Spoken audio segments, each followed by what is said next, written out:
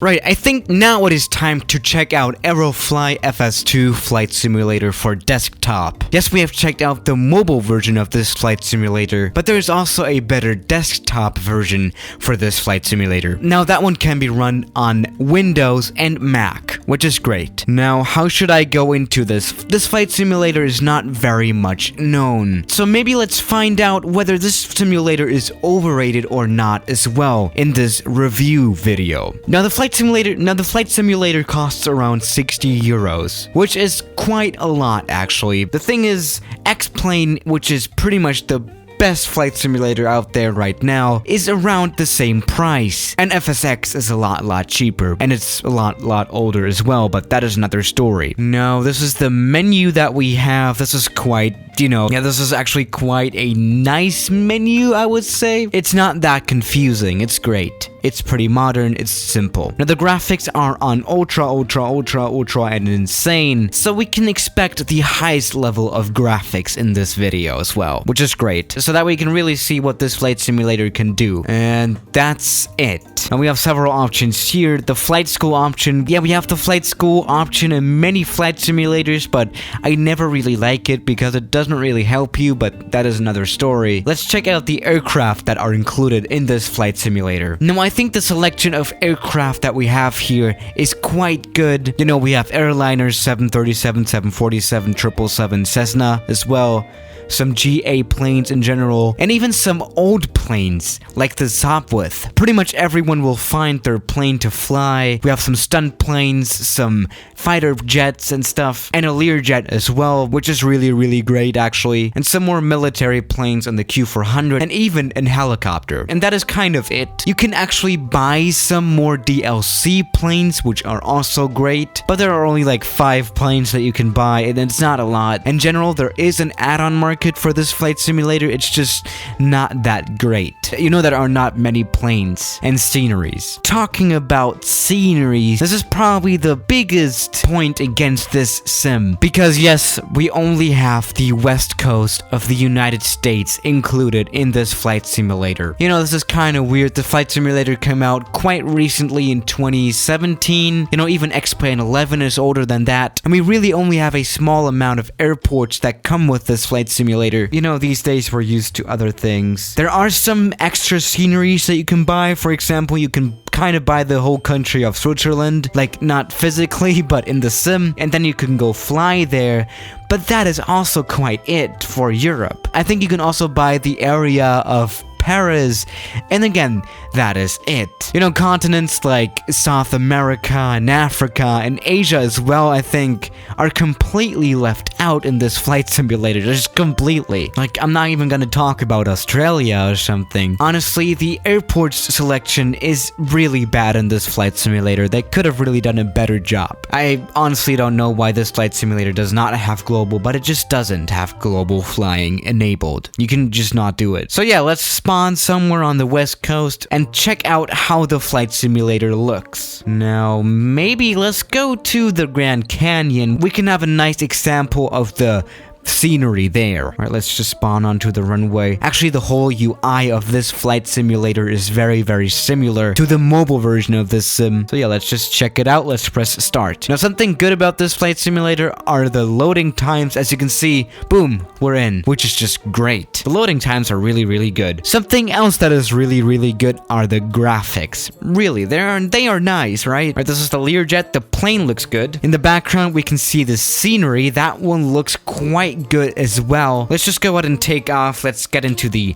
cockpit. This is what the cockpit looks like. Yes, all the cockpits of the planes that are included in Aerofly FS2 are super good. Every button works just like the ones in real life. The cockpits and in general, the graphics are really great. Alright, gear is up. That is it. Can we check out the cabin as well, maybe? Alright, this is the cabin. Looks kind of good, really. You have to consider that this is a vanilla plane, not an add-on plane. This is the cockpit again.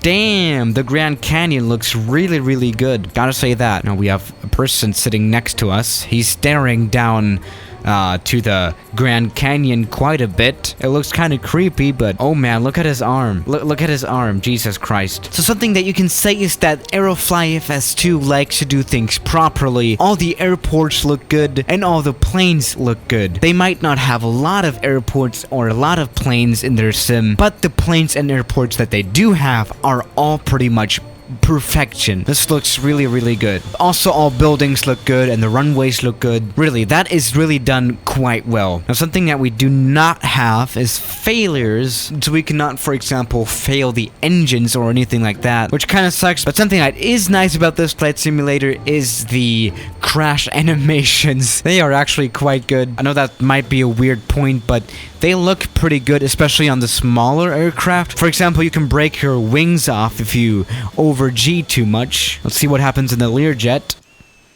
Okay, never mind. But again, smaller airplanes are really a lot better. Now, so far, does this flight simulator hold up to the price of 60 euros? I do not really think so, to be honest. You know, for 60 euros, I expect at least global scenery. But, you know. So yeah, let's check out another airport. For that, we need a smaller plane. Let's go for the Cessna 172. Now, besides the 60 euros, I spent some other money on this flight simulator. And that is an actual scenery for an airport. And as you can see, this is Nepal, and we're gonna check out Lukla now. Yeah, Lukla, the most dangerous airport in the world. Let's just see. By the way, we do have weather as well in this flight simulator, as you would expect, obviously. We also have clouds. They look okay, as you can see in the background, but there are definitely better clouds out there. This is Lukla again. Looks really, really nice. Really, the airports that you can find are all great, pretty much. All right, let's see. Can we take off normally in this Cessna 172? We should be able to, and we were able to. That's great. Now, physics-wise, we have some realistic physics. This plane flies quite well, I would say. No worries about that. Yeah, physics are just totally fine to my eyes. Or hands in this case, I would say, but, you know. Oh yes, that's a stall. That's a stall horn. Nice. Alright, let's come in for a landing again. Let's go full flaps and see how I land, right? Now, as good as this flight simulator looks, there are just better options out there still. You know, just look at sims like X-Plane, or they have so many more features and so many more users, and especially so many more add-ons. That was actually not the best landing, but it was okay. I have done better ones in the past though. Alright, let's taxi onto the apron, which also looks pretty good. Let's crash into this person there.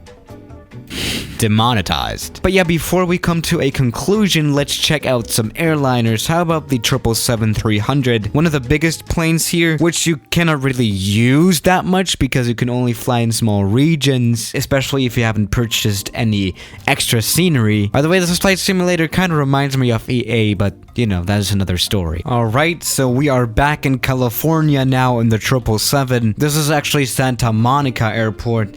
Isn't that closed now? This is the airport that we're looking at, and just again, the graphics look very, very nice. It looks like we have installed some kind of payware scenery. Really, really good. Let's go ahead and go for a full power takeoff. Let's see if these GE90 engines can get us out of here. Now, just like every plane, this plane is also very highly detailed. That is good. Let's rotate. The runway's not too short. It's long enough for the 777. There we go. That was a successful takeoff. Just again. Now, this airliner flies very, very well too. No worries about that. Let's talk about who this flight simulator was made for. You know, I think you should only really consider buying it if you really only want to fly in one specific region, like staying in Switzerland or maybe going to California as well, and that's it. If you are willing not to have global, then this flight simulator is okay for you, definitely. Also, you will have to consider the fact that you will only have a specific amount of add-on planes available for this flight simulator, and you will also have to expect to pay a lot. You know, you pay for pretty much anything extra, and it's kind of like FIFA, actually. Thanks, EA. By the way, in the background, we see LA. As you can see, the graphics are really not bad. They did quite a good job there. By the way, the performance is really, really nice. I can imagine that this flight simulator runs very, very well on even medium power PC, I would say. You know, unlike flight simulators like X-Plane, which run very, very badly. I will most probably return it simply because I don't have any use for it, really. X-Plane just gives me more features. So yeah, guys, thank you for watching today's video, and I'll see you tomorrow. As always, good night.